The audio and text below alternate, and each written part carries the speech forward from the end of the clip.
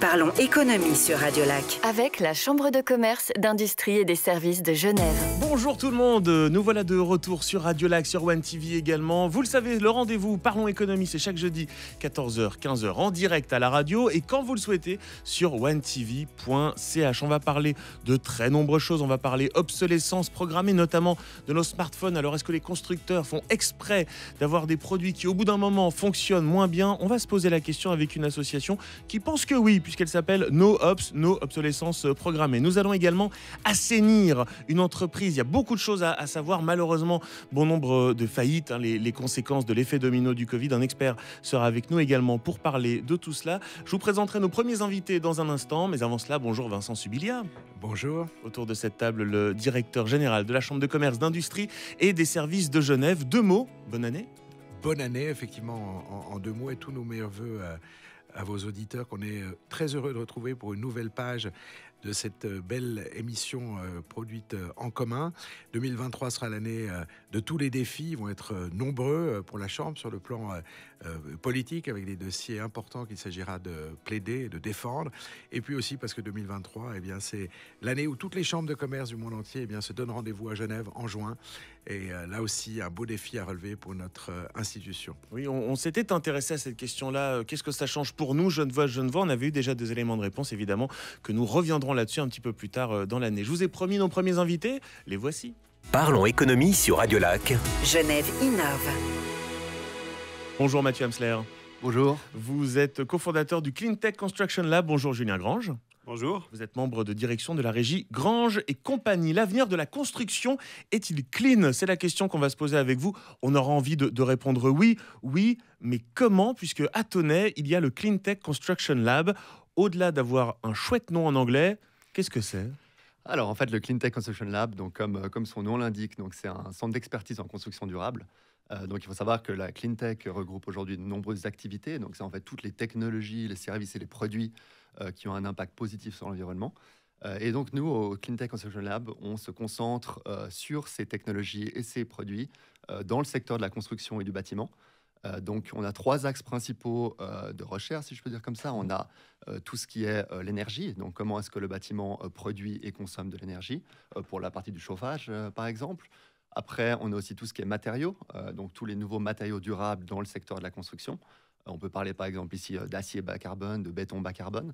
Et finalement, on regarde aussi tout ce qui a à voir avec les nouvelles techniques de construction.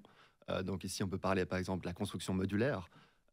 Et donc voilà, en fait, c'est toutes ces technologies qui permettent d'assainir le parc immobilier, de réduire l'empreinte carbone des bâtiments, qui représentent aujourd'hui environ un tiers des émissions de CO2 en Suisse. Donc c'est vraiment significatif.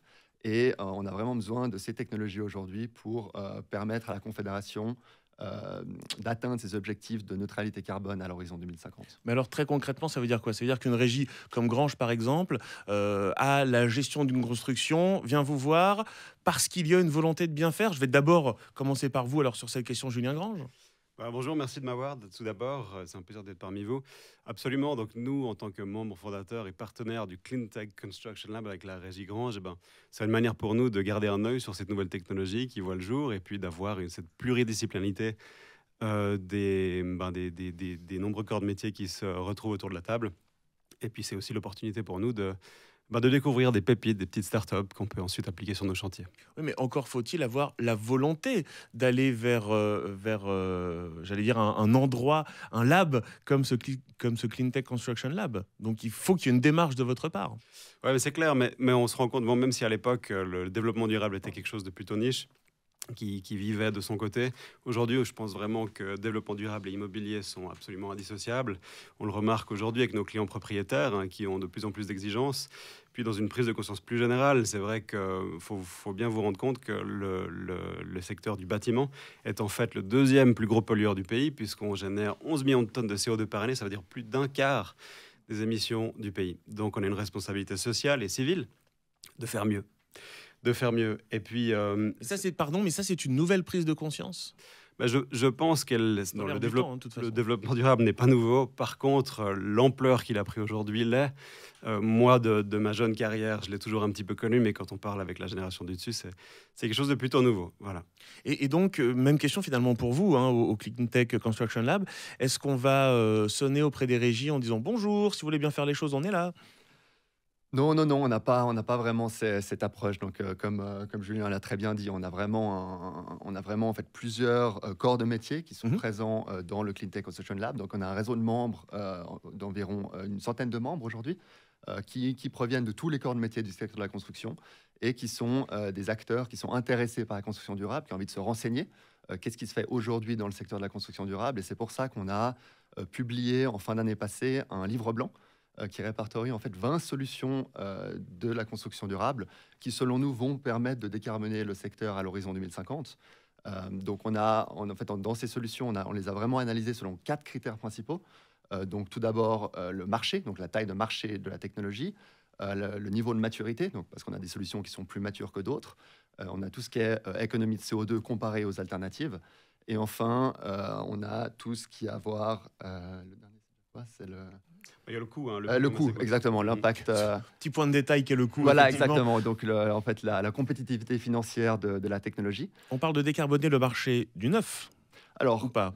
Et de l'existant. Exactement, et du parc immobilier existant. Donc, c'est deux secteurs complémentaires, on va dire. Donc, premièrement, d'assainir le parc immobilier et, dans un deuxième temps, d'avoir des nouvelles technologies qui permettent d'avoir des bâtiments qui sont quasiment neutres en carbone aujourd'hui.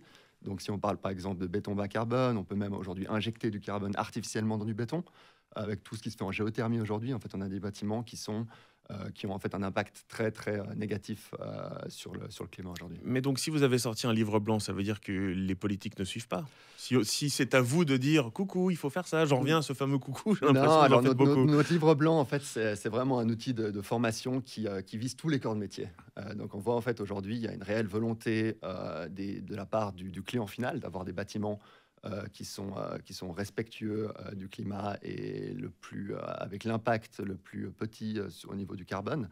Et donc, en fait, on voit qu'aujourd'hui, il y a vraiment une réelle demande de la part de tous les corps de métier d'apprendre sur ces thèmes. Et donc, c'est pour ça qu'on a vraiment fait un document qui est très compact et qui est vraiment une synthèse de ce qui se fait aujourd'hui, qui permet en un coup d'œil d'avoir une dimension sur exactement l'étape et la maturité de chacune des technologies. Je me permets d'ajouter un petit truc. C'est vrai que le Clean Tech Lab, en fait, il est né d'un vrai constat. C'est qu'il existe un fossé. On ne parle pas tellement de problèmes de pouvoir public parce qu'on a l'impression d'avoir plutôt une oreille attentive.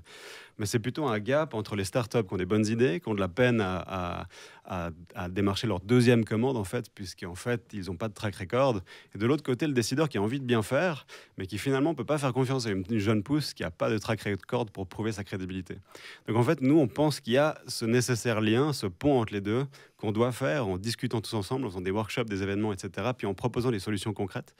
Et c'est un petit peu le but du Clean Tech Lab, et c'est pour ça qu'on est rentré là-dedans avec la régie, et avec nos autres membres partenaires comme AB Ingénieurs. Je vois l'oreille très attentive de Vincent Subilia sur ces notions-là, et notamment, et je vous en remercie, Julien Grange d'être là, parce qu'une régie qui parle de ça, on n'en a pas tous les jours, donc merci. Il y en a. Oui, attentif, effectivement, mais surtout pour adresser là aussi mes félicitations aux porteurs de ce très beau projet qui est à la conjonction en fait des axes stratégiques aussi de notre institution, puisque, vous le savez, on a eu l'occasion d'en discuter sur ce même plateau, mais innovation et durabilité sont deux paramètres absolument clés pour la CCIG et au travers de ce lab, vous les conjuguez avec, et vous le rappeliez en toute transparence et en parfaite humilité, effectivement, la contribution qui est celle du bâti à l'empreinte carbone, et donc l'ampleur du défi qu'il s'agit ici de relever, et dans lequel, modestement, là aussi, la CCG est ravie de vous accompagner. D'ailleurs, on organise, et pas plus tard que dans une semaine, des cycles d'événements dédiés à la durabilité. Il y en a un, et vous évoquiez les startups et les PME, qui sont l'épine dorsale de notre tissu économique, qui verra converger à la Chambre avec l'appui de Genilem, qui est cette institution de coaching aux jeunes entreprises, qui a été créée par la Chambre de commerce et qui est d'ailleurs financée aussi, cofinancée par nos soins. Eh bien, 19 janvier prochain, à la Chambre de commerce, comment accompagner les entreprises sur le chemin de la durabilité, parce que, vous le rappelez il y a un instant, c'est souvent le parcours du combattant, mais il y a là aussi des solutions, et je pense que Genève, la Suisse de manière générale, est pionnier et nos institutions ont un devoir d'exemplarité. Parlons économie sur Radio Lac. Genève innove. L'avenir de la construction est-il clean? Nous continuons de parler de tout cela avec le membre de la direction de la régie Grange et compagnie, l'un des membres de cette direction, Julien Grange, et Mathieu Amsler, cofondateur du Cleantech Construction Lab. On en parlait un petit peu hors antenne. L'une des idées aussi derrière ce lab, c'est de faire de la veille technologique. Ça veut dire qu'aujourd'hui, on sait ce qu'il faudra faire demain. On a déjà une première idée? Alors bien sûr, en fait, on a vraiment vu dans notre livre blanc qu'on a des technologies qui sont déjà extrêmement matures aujourd'hui, comme le solaire photovoltaïque, qui est l'énergie la moins chère au monde aujourd'hui à l'échelle globale. Et en fait, d'un autre côté, on a tout un ensemble de technologies qui sont beaucoup plus en amont dans leur courbe de développement, telles que l'hydrogène. Et donc, on voit aujourd'hui une volonté et beaucoup en fait, d'investissements privés pour faire naître une économie de l'hydrogène et qui pourrait avoir sa place aussi dans le secteur du bâtiment et de la construction. Sous quelle forme? Alors, il y a plusieurs formes. Il y a déjà tout ce qui est engins de chantier, donc qui peuvent tourner à l'hydrogène au lieu du diesel ou d'autres types de combustion fossile. On a aussi tout ce qui est chauffage des bâtiments qui peuvent être faits à l'hydrogène. Et surtout, un cas d'utilisation qu'on ignore souvent, c'est la capacité de stockage de l'hydrogène. Parce qu'en fait, on peut stocker de l'énergie qu'on ne consommerait pas à l'instant T pour être réutilisée plus tard lorsqu'on en a besoin. Mais donc, ça veut dire que pour vous, à la régie Grange, on va aller sur une technologie, je vais prendre l'exemple simple, le solaire, parce que c'est le nerf de la guerre, hein, finalement. Si c'est ce qu'il y a de moins cher, il faut aller vers ça aujourd'hui. Donc, on va faire des travaux, donc on va installer des panneaux solaires, et puis potentiellement, dans 5-10 ans, dire aux locataires, pardon, on va refaire plein de travaux, parce qu'en fait, on a une nouvelle technologie qui... Donc, comment est-ce qu'on aborde tout ça quand on est une régie? Bon, c'est une question compliquée. C'est vrai qu'il y a des technologies qui sont... Hein. Il y a des technologies qui sont mûres, d'autres qui le sont moins. Alors, c'est clair qu'il faut que tout le monde s'y retrouve dans un projet environnemental. Bon, d'abord, il y a un cadre légal qui est imposé. Donc, ça veut dire que le nouveau plan directeur de l'énergie, qui a donné naissance au plan climat cantonal, qui finalement a abouti dans les modifications de règlement sur la loi sur l'énergie. Et puis ça, c'est très important parce qu'elle nous oblige à rénover tous les mauvais élèves de notre parc. Donc on gère à peu près 2000 immeubles à la régie et puis il y en a un certain nombre qui sont en dessus des 800 mégajoules par mètre carré par an qui sont considérés comme un dépassement critique du seuil des 450. Donc tout cela, on a 36 mois pour les rénover. Et donc ça veut dire que petit à petit, ce seuil va s'abaisser et c'est bien, c'est une bonne chose. Et puis on va devoir, c'est le bâton et la carotte, hein, maintenant, c'est le bâton. On va devoir rénover absolument dans les prochaines années. Et puis, on s'y emploie de cœur joie. Comment on sait que tel bâtiment ou tel appartement dépasse le seuil? On utilise un indice bien précis qui s'appelle l'IDC. C'est l'indice de dépense de chaleur qui est mesuré en mégajoules par mètre carré par an. Et celui-là, il vous dit un petit peu si vous êtes un gros consommateur ou pas. Est-ce que c'est facile pour le Cleantech Construction Lab, je veux dire CCL, parce que vous l'avez dit comme ça hors antenne, donc je vais me permettre aussi, est-ce que c'est facile de faire dialoguer tout le monde, entre les entreprises comme les régies, entre celles et ceux qui apportent des nouvelles technologies, entre les décideurs, parce qu'on parle évidemment sur du très long terme? Oui, alors c'est possible, on va dire. Comme Julien a dit tout à l'heure, notre but, c'est vraiment de faire le pont entre les entrepreneurs et les décideurs. Donc, on a plusieurs moyens pour le faire. Donc, tout d'abord, on a aussi ouvert un espace de coworking qui s'appelle le Mouspé, à Tonnet, qui est en fait dédié aux solutions Cleantech. Donc, déjà aujourd'hui, on accueille plusieurs startups dans cet écosystème, comme Terra Solar, qui propose des solutions photovoltaïques aux particuliers et aux entreprises. On a une autre société qui s'appelle UHS Construction, qui développe des structures de construction en PET recyclé, principalement pour les pays en voie de développement et pour faire face à la crise internationale du logement. Donc en fait, je pense que la première chose, c'est vraiment de mettre le maximum d'acteurs possibles dans la même pièce. Et c'est pour ça qu'on va aussi, par la suite, faire des événements, des conférences thématiques, donc qui pourront servir en tant que formation pour les corps de métier et en tant que présentation de nouvelles technologies dans un secteur prédéfini. Cette émission s'appelle Parlons économie. Donc il y a évidemment des entreprises qui louent des locaux. Quel poids est-ce qu'elles peuvent avoir auprès soit de leur régie, soit peut-être du CCL pour améliorer l'existant? Est-ce que c'est le même poids qu'un particulier? Peut-être pour vous, Julien Grange. Je pense que c'est plus important de parler des propriétaires plus que des locataires. C'est vraiment eux qui ont la décision entre leurs mains.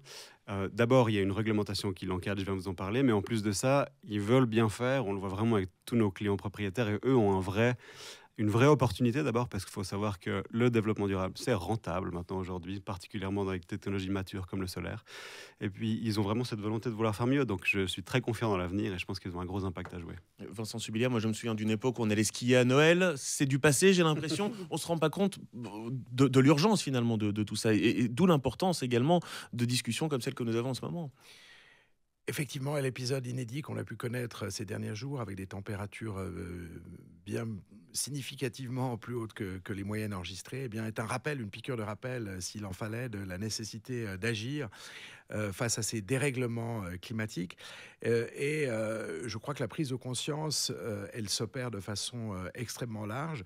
Et c'est aussi le rôle de notre Chambre d'en être le prescripteur. Mais tout en rappelant, et ça me paraît essentiel, et on en a un excellent exemple ici, qu'écologie et économie ne s'opposent pas. Bien au contraire, ils se conjuguent. Ils ont d'ailleurs la même racine, je le rappelle souvent pour les hellénistes, éco, la maison.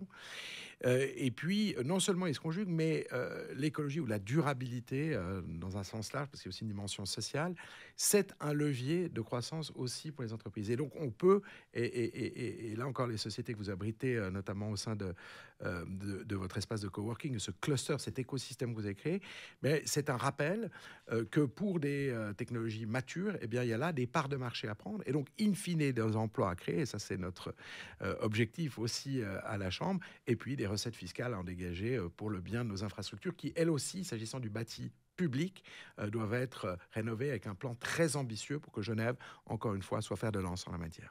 Dernier mot pour tous les deux, l'avenir de tout cela, de cette construction durable. Alors, il y a cette échéance à 2050. Et après, tout ira bien, ça sera formidable, fin de l'histoire, on ferme le CCL? Non, écoutez, vous avez mentionné cette échéance à 2050. Je pense que le secteur de la construction va être le secteur qui va devoir faire le plus d'efforts dans cette direction, parce que la feuille de route de la Confédération est très claire. Les émissions résiduelles du transport et de la construction devront être à zéro d'ici 2050. Donc voilà, aujourd'hui, on part avec une bonne marge de manœuvre d'amélioration. Et bien sûr, il y aura toujours une part d'amélioration dans le futur. Donc voilà, je parlais avant des nouvelles technologies qui permettent de même stocker du carbone dans les bâtiments aujourd'hui. Donc peut-être à l'horizon 2100, peut-être que les bâtiments seront négatifs en carbone. C'est tout mal qu'on souhaite. Et Julien Grange, vous parliez du bâton. Aujourd'hui, il faut rénover. Demain, pour les régies, donc ça sera la carotte une fois que tout sera rénové? Non, mais je pense qu'on a déjà du pain sur la planche, jusqu'à 2030 en tout cas. On espère qu'on aura atteint tous nos objectifs d'ici là, mais je pense vraiment que la construction durable a un avenir radieux à Genève. On a tout pour bien faire, on a des compétences, des moyens financiers, des politiques publiques à l'écoute, on a des véritables clusters d'innovation autour des EPF et bien sûr maintenant autour du Clean Tech Construction Lab. Julien Grange, membre de direction de la régie Grange et compagnie. Mathieu Hemsler, cofondateur du Clean Tech Construction Lab, merci beaucoup d'être venu nous voir. Merci à vous. Parlons économie sur Radio Lac. Genève bouge pour la planète. L'obsolescence programmée est-elle une fatalité? Bonjour Julie Ludry. Bonjour. Vous êtes vice-présidente de NoOps pour No Obsolescence Programmée. Bonjour Thomas Putala. Bonjour. Vous êtes le président de NoOps. Alors tout d'abord, on va un petit peu reposer les bases. L'obsolescence programmée, exactement ce qu'on entend beaucoup parler pour les smartphones, mais ça va bien au-delà, c'est quoi? C'est les différentes techniques que certains industriels utilisent pour accélérer le renouvellement d'un produit, ou pour faire en sorte que ce produit soit renouvelé ou qu'il vieillisse plus vite que ce qui est prévu. Par exemple, je regarde l'exemple des smartphones, parce que c'est le plus connu. On ne peut pas le mettre à jour, il y a ces nouvelles fonctionnalités, on ne peut pas les avoir, donc il ne me sert plus à rien, donc je change. Exactement, mais c'est aussi des phénomènes marketing où on ringardise le jeune public ou la personne qui a un appareil trop vieux pour l'inciter à acheter un appareil neuf dont il n'a pas forcément besoin. Votre iPhone n'a pas un bouton encore, rassurez-moi. Pour l'instant, bouton en bas. Je récupère les appareils qu'on me donne. Donc, on l'a dit pour les smartphones, mais pas seulement. Je me souviens, et c'est un exemple malheureusement qu'on a bien connu, c'est un exemple très personnel. Sèche-linge, qui avait une pièce en métal, donc elle n'avait aucun problème. Je le change, c'est la même pièce en plastique, elle se casse, la pièce n'existe plus. Bah voilà, je peux plus me servir de mon sèche-linge, fin de l'histoire. Ça, c'est de l'obsolescence programmée. C'est aussi une partie d'obsolescence programmée, puisqu'il y a souvent des petits composants qui dysfonctionnent prématurément. Donc, lorsque on met sur le marché un produit, on devrait garantir ce produit dans la durée ou avoir surtout des pièces de réparation. Donc, dans le cas présent, s'il y existe des pièces de réparation, eh bien, on n'est pas dans une situation d'obsolescence programmée. Par contre, s'il n'en existe plus, eh bien, vous allez être obligé de remplacer votre appareil. Et là, on est dans une situation d'obsolescence programmée. Et Julie Ulrich, je croyais qu'aujourd'hui, il y avait des imprimantes 3D, on pouvait tout imprimer. On ne peut pas simplifier un petit peu les choses? On a vraiment besoin d'une association comme nos Ops. Il faut croire que oui. On le voit, je pense que, comme l'a dit Thomas, l'obsolescence psychologique, elle a encore un gros rôle. Si on renouvelle son téléphone tous les 3 ans, alors qu'il fonctionne encore, c'est bien que ce type de marketing fonctionne encore et que peut-être on a besoin un peu de sensibiliser et en tout cas de recycler et de réutiliser ces portables. Parce que même si on sait qu'on ne va pas pouvoir arrêter peut-être la consommation ou peut-être pas tout de suite, ces ressources, elles sont limitées et donc autant réutiliser celles qui sont déjà existantes plutôt que de produire du neuf en permanence. Mais je croyais que les fabricants de portables avaient pris des engagements. Apple, et ce sont leurs mots, avait eu le courage d'enlever les écouteurs pour faire des boîtes plus petites. On utilise tel ou tel constructeur que des matériaux recyclés. Est-ce que ça, c'est du greenwashing ou est-ce que c'est quand même un vrai pas dans le bon sens? Je pense que c'est une part de greenwashing assez forte. Le courage d'enlever les écouteurs, peut-être, oui. Particulièrement. Et puis, empêcher la réparabilité des appareils, à mon avis, ça va dans le contresens de ce qu'on aimerait. Mais quand je me fais vraiment, alors là, pour le coup, l'avocat du diable, les constructeurs disent, oui, mais si on peut changer trop facilement la batterie, après, le téléphone, il va prendre l'eau. Donc, on ne pourra plus dire qu'il est étanche. Donc, ça sera un problème. Ça, est-ce qu'on peut l'entendre ou pas? Je crois pas. Pas de nos jours. Non mais alors voilà, ça c'est très important ce que vous venez de dire, pas de nos jours, parce qu'aujourd'hui, on a, et on en parlait il y a quelques minutes, on a cette conscience-là qu'on n'avait pas il y a encore 10 ans, quoi. Ou moins en tout cas. On a cette conscience écologique, ou pas? C'est clair que l'opinion publique, mais aussi la sensibilité, elle est de plus en plus consciente au changement climatique, elle est plus consciente à l'évolution aussi de la société. Et il y a une transformation qui est nécessaire, une transformation aussi des modèles économiques qui doivent aussi se réinventer justement pour faire face aux limites planétaires. On le voit aussi très bien à travers notre programme. On s'est allié aussi avec d'autres partenaires pour pouvoir faire avancer des sujets politiques, notamment dans la législation suisse sur la protection de l'environnement, où aujourd'hui, il n'y a aucune incitation à revaloriser des produits. Donc, à partir du moment où un produit il sort du marché, eh bien, il devient un déchet. Et il n'y a pas suffisamment d'actions incitatives pour remettre sur pied, remettre d'aplomb. On voit les ordinateurs, on voit les smartphones, on voit les sèche-linges, tout simplement parce que l'économie, elle n'est pas tournée vers la réparabilité. Il y a une enquête qui a été faite très sérieuse en Grande-Bretagne où ils ont estimé que si les collectivités publiques promeuvent davantage la réparabilité, ce serait 300 000 emplois qui seraient créés à l'échelle de l'Angleterre. Et donc, promouvoir la réparabilité, tout simplement, ça permet de créer de nouveaux emplois, de réparateurs, de valorisateurs matières, qui aujourd'hui sont complètement exclus du marché du travail, tout simplement parce qu'ils vont trop rapidement dans des déchetteries. Ces objets, ils vont trop rapidement dans les déchetteries. C'est pour ça qu'on a mis en place plusieurs programmes de valorisation d'appareils. Et on incite les différentes filières à s'organiser ainsi. Mais après, il y a la question de l'argent. Est-ce que c'est au consommateur forcément de dire, je reprends l'exemple de mon sèche-linge, je vais acheter, mettons 450 francs un sèche-linge qui a été réparé ou 500 francs un sèche-linge neuf? Bon, je vais peut-être mettre 50 francs de plus à avoir quelque chose de neuf. Non. Il faut savoir aujourd'hui déjà que le consommateur, il a déjà payé une taxe. Donc, quand il achète un produit, il paye déjà une taxe anticipée de recyclage. Ce qui nous permet de ramener n'importe quel appareil dans n'importe quel magasin. Voilà, mais en vue d'une destruction. Exactement. Et malheureusement, nous, ce qu'on veut, c'est que cette taxe, elle soit reconvertie pour inciter la réparation, pour pouvoir justement inciter la réparabilité et puis promouvoir les entreprises qui s'engagent dans ce domaine. Parlons économie sur Radio Lac. Genève bouge pour la planète.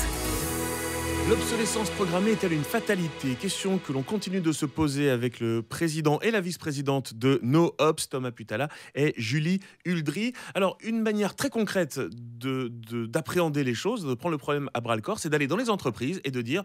Vous avez des vieux produits techniques, mettez-les dans cette boîte. Vous faites de la collecte. Absolument, on fait des collectes, on les organise dans les entreprises, mais aussi au travers des collectivités publiques. On a plein de points de collecte dans les communes, à plusieurs endroits qui sont ouverts toute l'année, où les gens peuvent aller déposer leur smartphone tout au long de l'année. Et en plus de ça, on a des collectes ponctuelles dans les entreprises, c'est-à-dire que 2 fois à peu près par année, nos entreprises partenaires, elles font un appel à leurs collaborateurs pour qu'ils ramènent à ce moment-là tous leurs téléphones qu'ils n'utilisent pas au fond des tiroirs ou qui viennent de changer. Et ça nous permet, nous, de les aider parce qu'il y a pas mal d'entreprises qui récemment ont signé la charte du numérique responsable. Et donc, au travers de cette charte, elles s'engagent à réduire leur consommation, mais aussi à revaloriser les anciens. Et donc, nous, au travers de nos actions, on les aide dans la revalorisation.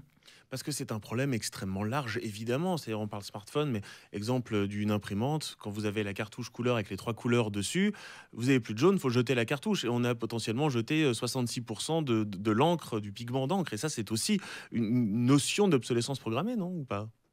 Oui, et d'ailleurs, les imprimeurs ils s'étaient fait tirer les oreilles à plusieurs reprises par les gouvernements hors de Suisse, hein, tout simplement parce qu'ils avaient programmé des limites de quantité d'impression. Oui, un certain nombre de pages. Donc, ce qui fait que les clients devaient ramener leurs appareils. Donc oui, les imprimantes, c'est aussi une réalité. C'est un marché qui est beaucoup plus compliqué parce qu'il y a beaucoup de modèles et puis souvent, les entreprises, elles louent des appareils. Donc, il y a des spécialistes qui les accompagnent dans ce domaine-là. Et les politiques ne s'intéressent pas à tout ça? Les politiques commencent à s'intéresser. Je dois dire que ce qui est important, c'est la législation. Et la législation aujourd'hui au niveau suisse, la loi sur la protection de l'environnement, eh bien, il y a une loi sur l'économie circulaire qui est en cours de révision. Elle va être discutée en mars. Elle est sur la bonne voie, mais on a dû créer des alliances pour pouvoir faire en sorte que certains partis assez réservés soient maintenant convaincus. Mais parce que qu'est-ce qu'on pourrait faire concrètement? On consomme toutes et tous des produits qui sont fabriqués en Chine, qui sont vendus par des Américains, et on est en Suisse. Quel levier on peut avoir? Le levier, c'est simple, c'est la question des déchets. Je veux dire, on sait qu'aujourd'hui, les incinérateurs, il y en a quasiment dans tous les cantons. C'est un gros facteur d'émission. Il faut réduire ces volumes de déchets. On n'arrive plus à stocker les mâches fer qui sont issues de ces incinérateurs. Donc, il y a un gros effort pour diminuer les volumes. Donc, pour diminuer les volumes de déchets, il faut créer cette économie circulaire. Et puis, il faut qu'il y ait des acteurs qui s'emparent de cette économie circulaire. Nous, on le fait à travers des filières numériques. Ce qu'il faut savoir, c'est que la filière numérique, aujourd'hui, la loi sur l'environnement, elle n'oblige pas. Elle oblige bien sûr le recyclage en Suisse, mais elle n'oblige pas la valorisation des matériaux en Suisse. Donc, les appareils, si vous les amenez dans un centre de collecte conventionnel, eh bien, ils sont broyés avec des grosses machines industrielles et ensuite, elles sont exportées en Belgique dans une fonderie.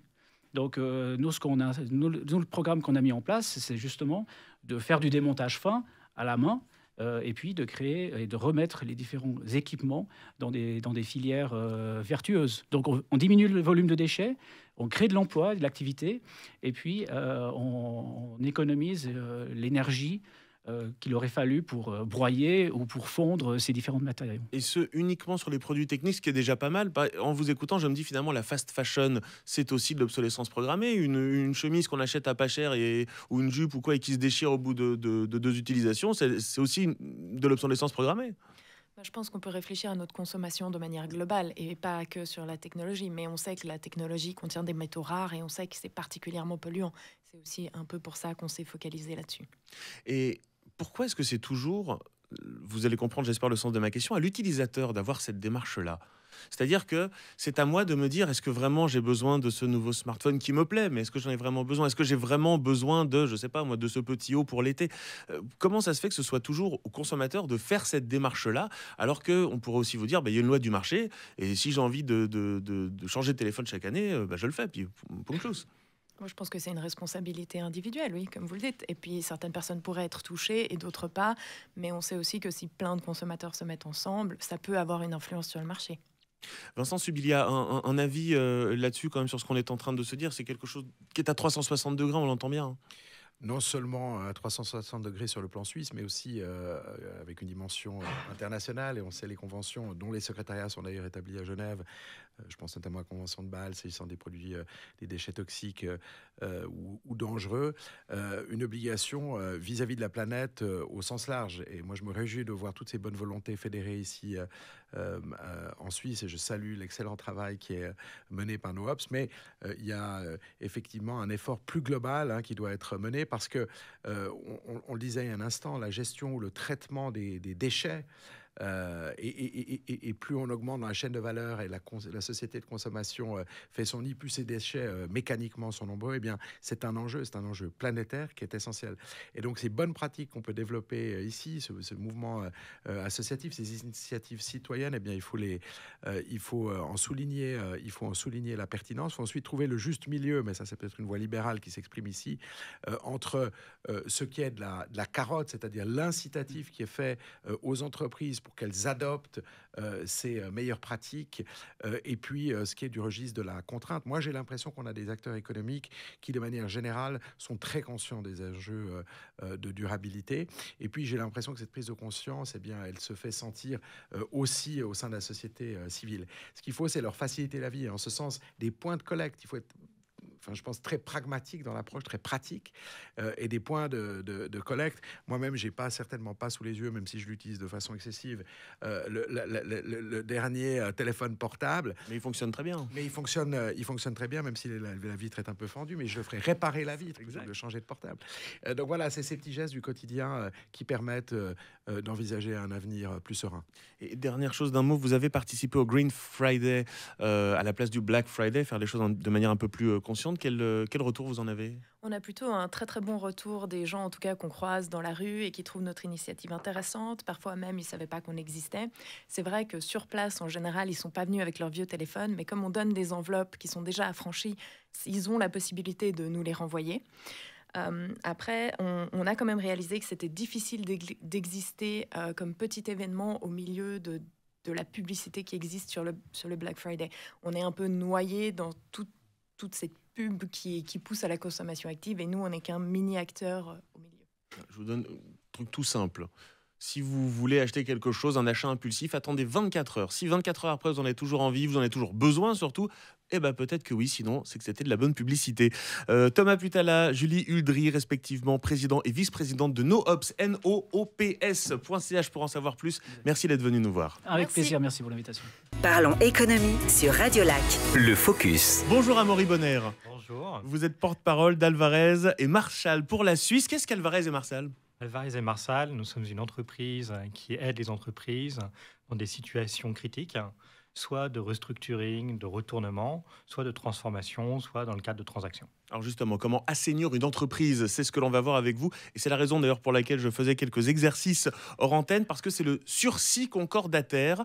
Qu'est-ce que c'est ? Parce que malheureusement, ça peut intéresser bon nombre d'entreprises qui nous écoutent. Tout à fait. Alors, le sursis concordataire ou concordat ou moratorium, c'est un outil juridique dans la panoplie qui est à disposition des entreprises, qui permet de geler pour un certain temps ses obligations et qui lui donne du temps de manière à se réorganiser, à organiser une cession de toute ou partie de l'activité sous une forme accélérée qu'on appelle pré-PAC.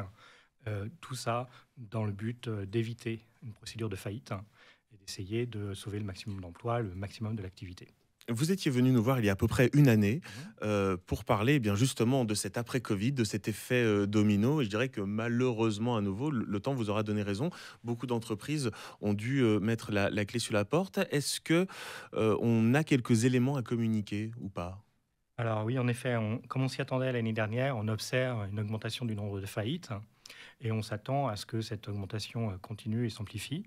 Et c'est pour ça qu'on met l'accent sur des outils comme le Concordat, qui permettent en amont de la faillite d'essayer d'anticiper au maximum et de sauver le maximum de ce qui peut se passer.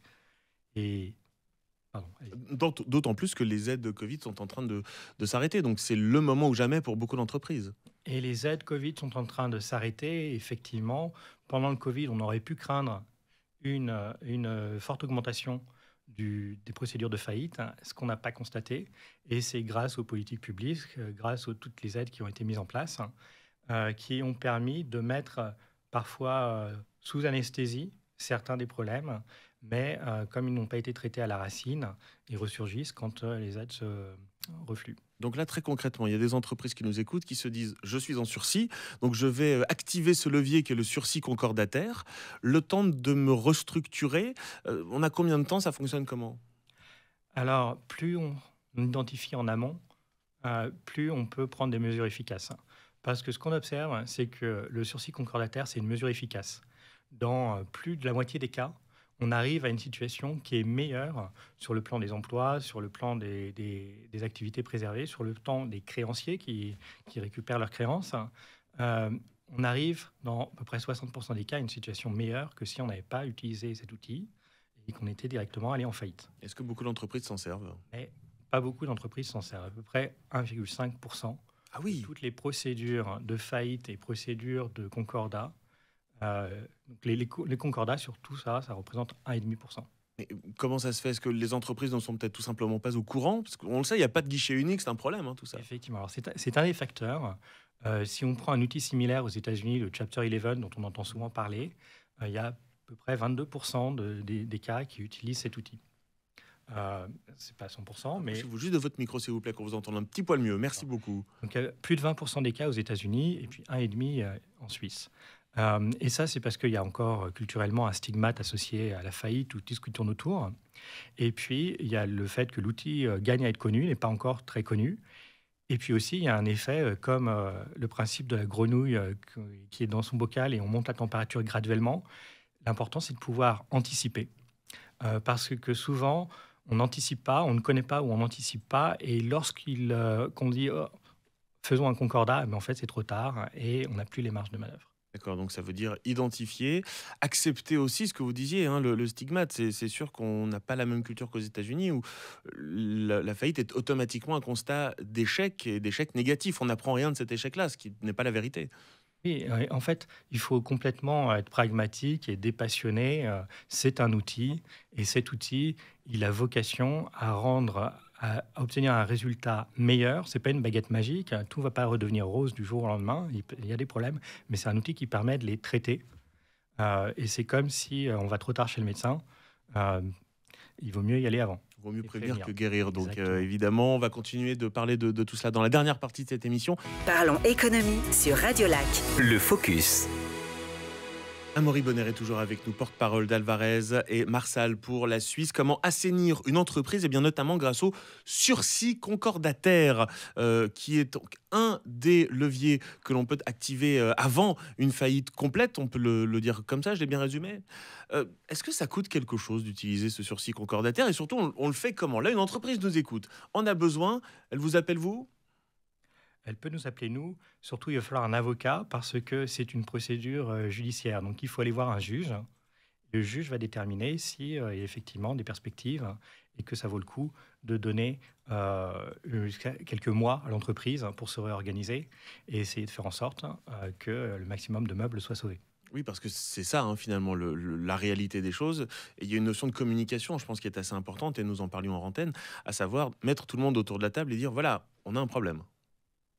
Et ça demande, il faut pouvoir faire le diagnostic, il faut pouvoir regarder la réalité en face, et puis il faut pouvoir dépassionner, enlever le stigma et dire, voilà, il y a un problème, il faut le traiter. Et plus on prend tôt, plus on arrive à se mettre d'accord tous ensemble à l'amiable avant d'aller voir un juge. Et quand on va voir le juge pour un concordat, c'est pas la même chose que d'aller voir un juge pour une faillite. On est normalement plus en amont et il y a encore quelque chose à faire. Encore que ce n'est pas toujours facile, j'imagine, pour une entreprise de se rendre compte qu'on est en train d'aller vers une faillite. Quelles sont les étapes ou les raisons d'ailleurs d'une éventuelle faillite? Alors, comme je le disais tout à l'heure, c'est la grenouille qu'on fait chauffer et qui ne s'en rend pas forcément compte. Mais il y a quand même souvent un enchaînement. Il y a parfois des événements exogènes qui font qu'il y a une crise brutale. Et c'est difficile d'anticiper. Mais souvent, c'est quand même graduel. Et on commence à avoir des difficultés de gestion, des difficultés de mévente, des coûts qui augmentent, comme par exemple en ce moment avec l'énergie. Problème de rentabilité qui se traduisent ensuite par un problème de liquidité. Et quand on n'a plus d'argent, on n'a plus les marges de manœuvre pour se réorganiser, pour dire je gèle une partie, je vends une autre partie, je ferme ce qui doit être fermé. Et le sursis concordataire, plus on s'y met tôt, et même en amont du concordat, plus on a de chances de pouvoir optimiser le résultat. Il y a toujours autour de la table Thomas Putala et Julie Luldry de l'association No Ops. Je ne sais pas si vous voulez ajouter quelque chose, ou en tout cas si vous avez quelque chose à dire autour de ces notions de pré-faillite ou pas d'ailleurs. Non ? Sinon, je continue à discuter avec Amaury Bonner. On va pas peut-être Thomas Putala. Non, mais c'est clair que l'enjeu, c'est l'anticipation et c'est d'avoir tous les outils qui permettent à l'entrepreneur de décider au bon moment, d'anticiper.